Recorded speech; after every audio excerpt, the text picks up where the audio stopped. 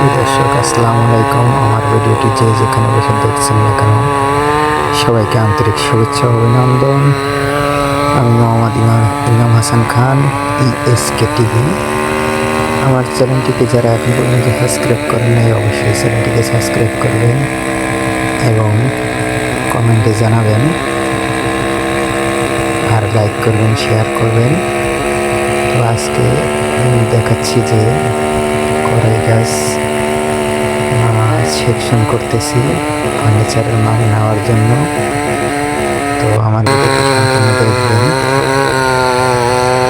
তো গাছটি তেমন একটা সার বের হয় নাই, মোটামুটি সার হয়েছে।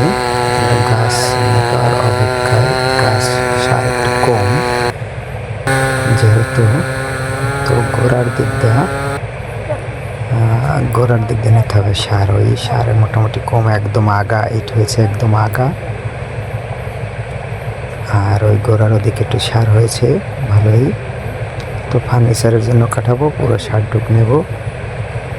তো ভালো লাগলে